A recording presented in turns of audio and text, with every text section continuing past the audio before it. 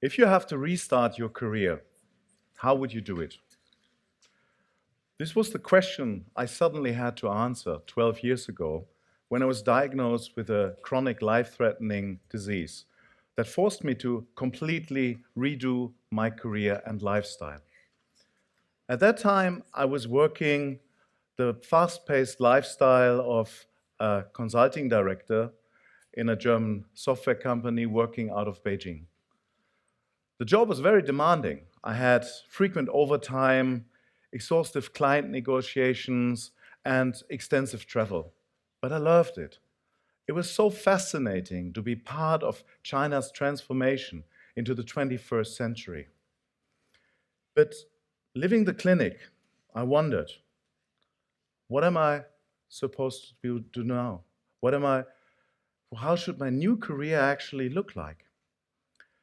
When we're changing careers and lifestyles, often we are forced by external forces, and that give us very, very few choices and little time to prepare. Wouldn't it be great to be prepared? Wouldn't it be even better to design yourself a career and a lifestyle that actually suits? In their groundbreaking study of 2013, Osborne and Frey predict that 50%, yes, 50% of the US working population are subject of being replaced by either manual automation or by knowledge automation over the next 20 years. So that also has been confirmed for European countries. And that's pretty scary, isn't it? In a world of fast-moving change, of digital disruption, artificial intelligence, and automation, you continuously have to redesign your career to build a plan B, or as famous management thinker Charles Handy coined it, a second curve. So I wondered, can I redesign my own career? Sounds like a quite difficult problem, doesn't it?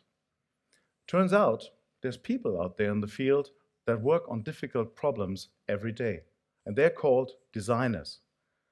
Designers solve complicated problems by using creative techniques. So I considered to assume a designer's mindset, because more and more businesses are turning to designers to solve complex business problems and get relaunches of their products and services, reinvent these to safeguard their future. So having been familiar with this design methodology, the design thinking principle, with its 5 steps, in the software company where I was working, I actually thought, give it a try, also to redesign my own private career. So the design thinking process follows these 5 steps. The first step is to observe a problem from a user's perspective, and in this case, that would be me. The second step is then to define the problem that you really want to solve through the design thinking process by defining it very clearly. To then ideate as many ideas as possible that solve this problem, prototype them, and now the scary part, test them in the real world. So let me explain how this works. Before a designer can actually work on a solution, the designer has to build up empathy with the human side of the problem, with the user, the emotions, the desires, the pains, the gains. That is really important, because only then the designer can create solutions that are truly mattering and also improve people's lives. So let me explain this. So you start asking yourself, what is it that is annoying in your career? Well, you may say nothing in your career, but at that time in my career, there were quite a couple of factors that I really hated. And that was basically this enormous amount of work I had to do.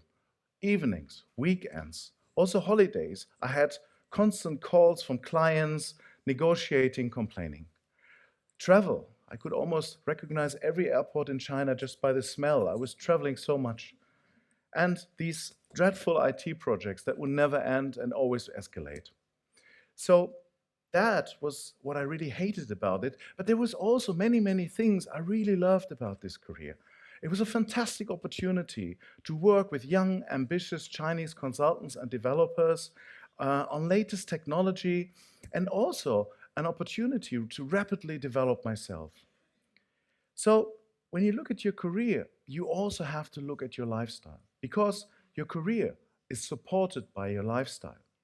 So let's look at this one as well. So in my case, there were also many, many pains related to my lifestyle. Obviously, it was a very stressful lifestyle. I had these health issues that wouldn't get away, and I barely spent time with my wife and 3 kids. So that was definitely a major pain point that I had in my lifestyle at that time. Now, there were also, of course, many things I loved about this lifestyle. Being out there in Asia, being able to meet new people, to get exposed to these fascinating Asian cultures, and of course, to have the stable income.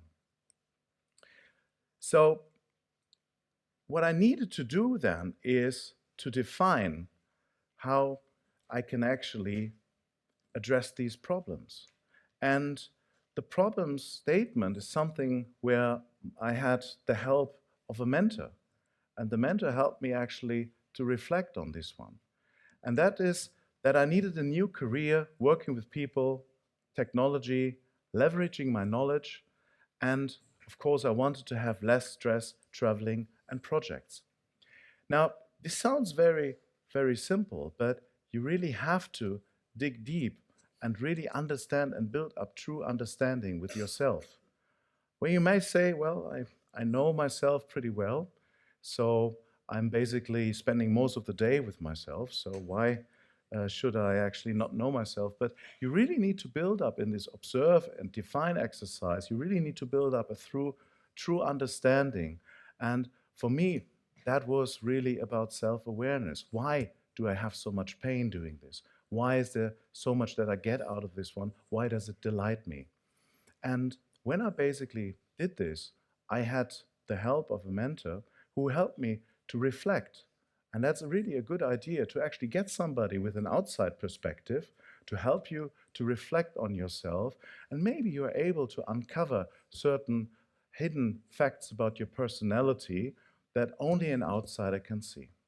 So then, as I said, we're putting this into a definition which is clearly to be solved by the design thinking process.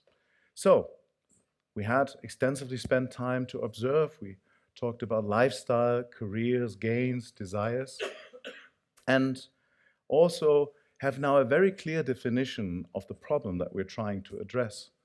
Now, that is the part where the fun starts. And that is when you really can go crazy, when you can really ideate many as crazy ideas as possible to really come up with good solutions that solve this problem statement that you've just seen there. Well, good, let's go. Well, wait, you cannot ideate on an empty brain. And at that time, my brain was pretty much empty. So how do you fill an empty brain? Well, you fill it with inspiration. So lucky for you, there's plenty of sources out there for inspiration. So as for me, I took great inspiration from the talks I had with my mentor Bob, and also later with my dear friend Delphine. I also worked as a senior intern, went to a lot of startup conferences, and of course, watched a lot of TED Talks. What I really wanted to find out is, how do these potential careers feel like? How do these people live? To really build up a true understanding and got a lot of insights. So once the creative side of my brain was stimulated, then I was able to ideate. And for ideation, you can use a lot of creative techniques that help you to develop ideas. I often start with something rather simple, and maybe you can do this also now for yourself. Ask yourself, what is it that in your current life and career, what is it that you want to increase? What is it that you want to invent new?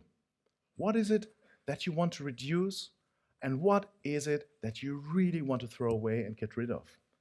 Well, I did this, and for me, I really wanted to spend more time with my family. I really wanted to take better care of myself and health. And at the same time, I really wanted to reach out and find and meet new people, new topics, and of course, try a little bit of teaching. So what I really wanted to get rid of was the extensive traveling, the enormous amounts of overtime, and of course, these dreadful IT projects. I tell you, that is something I'm so happy. And the stress. Yeah, well, of course, stress, everybody wants to get away. So once you've done this, you need to ask yourself, how? How can you make this happen? How can you find a lifestyle that is actually allowing you to do all the changes that you see and adopt it inside of your new lifestyle? So basically, I came up with a list of ideas. And there's many ideas. There's some ambitious ideas, like, for example, the guru we have here, so a very knowledgeable person, gray hair, but there's also careers and lifestyles in there that are just a tiny departure from my previous lifestyle in IT, like a web designer. And that's not really a surprise, because when you do this for a very, very first time, you don't want to leave your comfort zone. You just feel so comfortable, so cozy in here. So you have to do this over and over again, this ideation phase and the process. Only then, when you've done this multiple times and you push yourself out of the comfort zone, then is the time when truly ambitious careers emerge. So now you're totally excited, and what you need to do is you want to share it with other people. So the thing is, you need a prototype. So I built a prototype because that is important, to visualize and to conceptualize these ideas, to show it to others. How does a typical day look like? How does this job feel, smell, and taste? You want to talk about it. You want to get this done. And I have envisioned this 21st century professor with his virtual reality glasses on, using a lot of technology to basically show this to students. And then, of course, I have the tech entrepreneur. So when you have this prototype, you need to go out and show it to other people. And when I actually took the prototype of the tech entrepreneur and showed this to tech entrepreneurs, I realized it would be a great opportunity to meet new people, new topics, but at the same time, it would also bring back a lot of the stress to me that I really wanted to avoid. Obviously, not a career I was looking for. So when you have a good prototype, then you need to test it. You need to go out and live this new career, maybe only a few days, or maybe just during an event, or during an internship. But get out of there, test it, and get feedback to continuously improve this over time. As for myself, since I've been diagnosed, I've been done this multiple times now. And here I am, 12 years later, a much healthier person, fulfilled, spending time with my family, and a happier human being. So get out there, try it for redesigning your own career. You have to do it. It's fun. Do it before something bad like myself is happening. Thank you very much.